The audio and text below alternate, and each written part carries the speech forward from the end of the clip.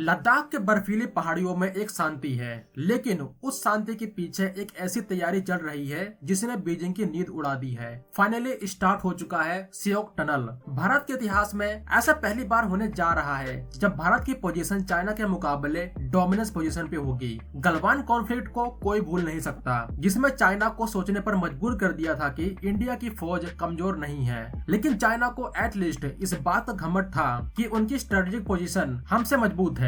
But इस tunnel के बाद चाइना को यह एहसास होने लगा है कि इंडिया अब इस फील्ड में भी डोमिनेट करने वाला है। अब तक हमने चाइना को एक मैन्युफैक्चरिंग जायंट और इकोनॉमिक बुली के रूप में देखा है। आज चाइना दुनिया की सेकेंड लार्जेस्ट इकोनॉमी है। एक्सपर्ट्स मानते हैं अगले 10 सालों में वो यूएसए को पीछे छोड़ देगा। फैक्ट ये है कि चाइना की इकोनॉमी इंडिया से लगभग 5 गुना बड़ी है। चाइना खुद को अमेरिका का राइवल मानता है और उसकी थिंकिंग हमेशा से यही रही है कि India is not in our league, जो कि काफी हद तक सही है। अगर हम economic wise, military wise compare करें तो चाइना के मुकाबले हमारा कोई मुकाबला नहीं है। लेकिन चाइना की यह एरोगेंस अब धीरे धीरे डर में बदल रही है, और ये डर किसी न्यूक्लियर वेपन या बड़ी आर्मी की नहीं है। ये डर है इंडिया के उस स्ट्रेटेजिक राइज का जो चाइना के कोर फील्ड में घुसकर उसकी मोनोपोली को खत्म कर रहा है, या फिर यूं बोल सकते हैं उसकी शुरुआत हो चुकी है धीरे से ही सही। आज हम मिलिट्री की बात नहीं करेंगे, बल्कि उन 5 डेवलपिंग एरियाज की बात करेंगे जहां इंडिया का राइज चाइना के लिए एग्जिस्टेंशियल थ्रेट बनता जा रहा है। एग्जिस्टेंशियल थ्रेट एक बड़ा वर्ड हो जाएगा। आप इसको यूं बोल सकते हैं कि इंडिया अब चाइना की एक तरफा पावर को कम करने जा रहा है। वो कैसे, चलिए इसे पूरी डिटेलिंग के साथ समझते हैं। पहला बड़ा डर है इंडिया का रैपिड बॉर्डर इंफ्रास्ट्रक्चर पुश। दशकों तक इंडिया ने बॉर्डर पर रोड्स इसीलिए नहीं बनाई ताकि दुश्मन अंदर न आ सके। इंडिया का मानना था अगर बॉर्डर एरियाज में इंफ्रास्ट्रक्चर बिल्ड करेंगे तो चाइना उसका यूज कर सकता है वॉर के टाइम। अगर रोड, ब्रिज या रेलवे लाइन नहीं रहेगी तो चाइनीज आर्मी को बहुत ज्यादा दिक्कत होने वाली है।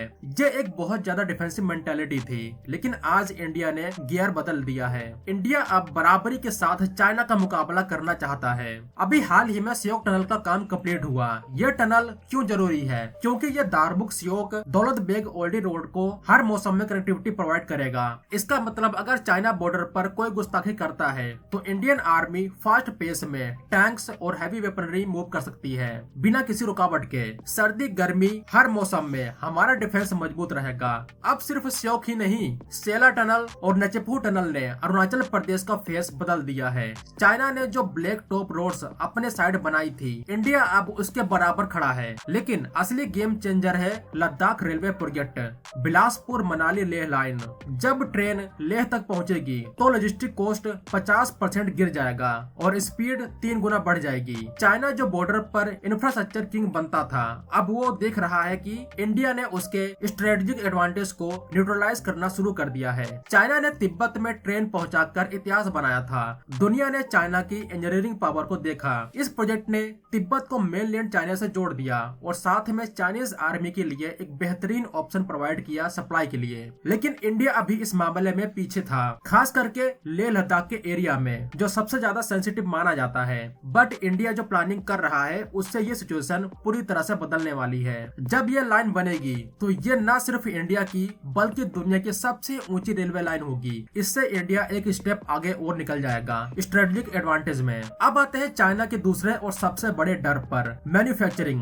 अभी सच्चाई ये है कि 2014 में इंडिया की जीडीपी में मैन्युफैक्चरिंग का योगदान लगभग 15 से 16% था और आज भी ये लगभग उसी रेंज यानी 16 से 17% के आसपास स्ट्रगल कर रहा है। ये फैक्ट है जिसको एक्सेप्ट करके ही हम आगे बढ़ सकते हैं। यहाँ मैं कोई फेक होप या फिर चीजों को बढ़ा चढ़ाकर नहीं बताता, जो सच्चाई है वही बताने की कोशिश करता हूँ ताकि लोग सच से दूर न जाए। इसलिए मैं अपने चैनल पे व्यूज के लिए ये सब नहीं करता, लेकिन पिक्चर अभी बाकी है। चाइना की ताकत थी द वर्ल्ड्स फैक्ट्री होना, लेकिन अब चाइना +1 स्ट्रेटेजी के तहत दुनिया इंडिया की तरफ देख रही है। अब इंडिया दुनिया का सेकंड लार्जेस्ट स्मार्टफोन मैन्युफैक्चरर बन गया है। 2014 में सिर्फ 2 मोबाइल फैक्ट्रीज थी, आज 200 से ज्यादा है। एप्पल अब अपने latest iPhone made in India tag के साथ एक्सपोर्ट कर रहा है। ये एक शुरुआत है, क्योंकि अभी जो भी हम स्मार्टफोन बनाते हैं वो असेंबल होती है इंडिया में, न कि मैन्युफैक्चर। जिस दिन इंडिया में ये स्मार्टफोन मैन्युफैक्चर होना शुरू हो जाएंगे तब इंडिया पूरी तरह आत्मनिर्भर बन जाएगा इस फील्ड में। साथ में हमें उम्मीद करनी है कि इस बीच कोई इंडियन ब्रांड भी आए और राइज करे। इसके अलावा इंडिया अब सिर्फ स्मार्टफोन की असेंबली नहीं बल्कि सेमीकंडक्टर और क्रिटिकल मिनरल्स की फील्ड में कूद चुका है। टाटा और माइक्रोन जैसे नाम अब सेमीकंडक्टर प्लांट्स लगा रहे हैं जो एक कोर टेक है किसी भी इलेक्ट्रॉनिक डिवाइस के लिए। आज के टाइम दुनिया का कोई भी इलेक्ट्रॉनिक डिवाइस बिना सेमीकंडक्टर के नहीं चल सकता। अगर इंडिया इसमें आगे बढ़ गया तो इंडिया को कोई नहीं रोक पाएगा एक ग्लोबल मैन्युफैक्चरिंग हब बनने से।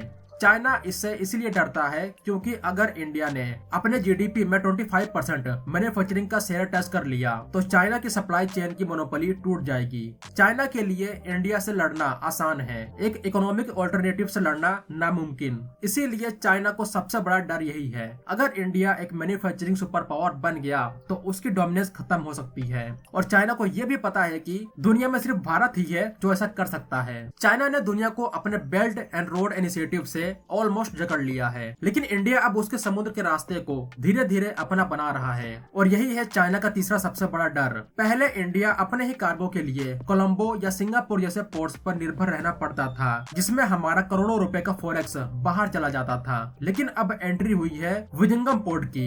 ये इंडिया का पहला डीप वाटर ट्रांसशिपमेंट पोर्ट है। यहाँ दुनिया के सबसे बड़े कार्गो शिप्स आ सकते हैं। इसके साथ ही महाराष्ट्र में वाधवान पोर्ट को अप्रूव किया गया है जिसको बनाने का कॉस्ट 76,000 करोड़ बताया जा रहा है। वाधवान पोर्ट इंडिया का सबसे बड़ा पोर्ट तो होगा ही, साथ में दुनिया के टॉप 10 पोर्ट्स में शामिल होने की क्षमता भी रखता है। और सबसे बड़ी बात, ये पोर्ट कनेक्ट करेगा IMEC India middle east Europe corridor से। ये कॉरिडोर चाइना के सी पैक और BRI को कड़ी टक्कर देगा। जब इंडिया के पोर्ट से माल निकलकर सीधा यूरोप जाएगा मिडिल ईस्ट के रास्ते तो चाइना की एक तरफा डोमिनेंस खत्म हो जाएगी और यहाँ पाकिस्तान भी कुछ नहीं कर सकता क्योंकि जब यूरोप और मिडिल ईस्ट के पास पाकिस्तान के बगल में इंडिया जैसा ऑप्शन है तो वो पाकिस्तान क्यों जाएंगे।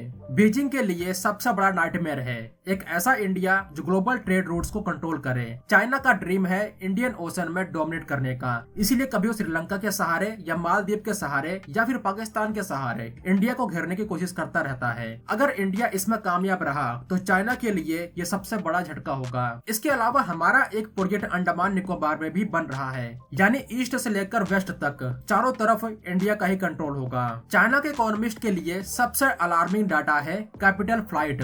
ग्लोबल इन्वेस्टर्स अब चाइना से अपना पैसा निकाल रहे हैं क्योंकि वहाँ ट्रांसपेरेंसी नहीं है और रिस्क ज्यादा है, खास करके जब से अमेरिका और यूरोपियन कंट्रीज ने अपना ट्रस्ट खोया है। वहीं दूसरी तरफ इंडिया एक स्टेबल डेमोक्रेसी और एक मैसिव मार्केट ऑफर कर रहा है और यही चाइना का चौथा सबसे बड़ा डर है, कैपिटल फ्लाइट्स। इंडिया ने पिछले कुछ सालों में रिकॉर्ड FDI रिसीव किया है। इन्वेस्टर्स अब चाइना रिस्क को डाइवर्सिफाई करने के लिए इंडिया को अपना बेस बना रहे हैं। जब दुनिया का पैसा चाइना से निकलकर इंडिया आने लगता है तो सिर्फ इकोनॉमी नहीं बदलती बल्कि ग्लोबल पावर डायनामिक्स बदल जाती है। चाइना को डर है कि उसके फाइनेंशियल हेजेमनी का सपना इंडिया की वजह से अधूरा रह जाएगा।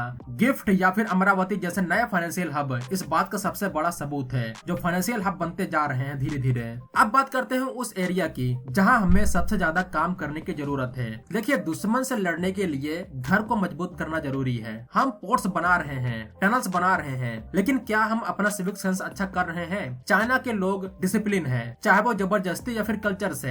हमारे यहाँ शहरी इंफ्रास्ट्रक्चर आज भी पिछड़ा है। हमारे प्राइमरी स्कूल्स की हालत बहुत बेकार है। डेटा बताता है कि हर साल हजारों सरकारी स्कूल्स बंद हो जाते हैं या फैसिलिटीज की कमी है। अगर हमारा बेस यानी एजुकेशन कमजोर होगा तो चाइना की हम हाईटेक इकोनॉमी से कैसे लड़ेंगे? क्योंकि जब तक हमारा बेस मजबूत नहीं होगा तब तक भारत मजबूत नहीं होगा। और सबसे जरूरी बात, यूनिटी। अगर हम अंदर से धर्म और जाति के नाम पर बटे रहेंगे तो हमारी एनर्जी इंटरनल कॉन्फ्लिक्ट में वेस्ट होगी। चाइना चाहता है कि इंडिया अंदर से लड़ता रहे, इससे इंडिया का यूथ इसी में उलझा रहेगा और चाइना आगे बढ़ता रहेगा। यूनिटी ही हमारी सबसे बड़ी ताकत है। यूनिटी ने ही हमें आजादी दिलाई, यूनिटी ने ही हमें इतना बड़ा देश दिया और यूनिटी ही हमें एक दिन सुपर पावर बनाएगा। और ये बात खास करके आज के यूथ के लिए है जिनको जनजी कहा जाता है। मैं यहाँ पाकिस्तान का नाम लेकर इंडिया का मुकाबला छोटा नहीं करना चाहता। हमारी लड़ाई गरीबी से है, इलिटरेसी से है और उस माइंडसेट से है जो हमें पीछे रखती है।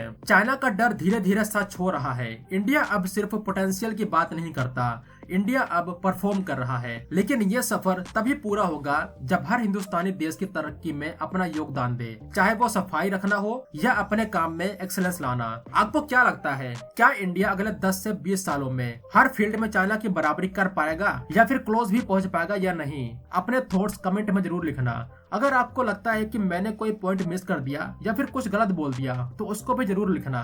मैं कोशिश करूंगा उसको इम्प्रूव करने की। अगर ये वीडियो पसंद आई तो वीडियो को लाइक करें और उन दोस्तों के साथ शेयर करें जो सोचते हैं कि चाइना को हराना नामुमकिन है। तो मिलते हैं एक नई वीडियो के साथ, तब तक के लिए जय हिंद दोस्तों।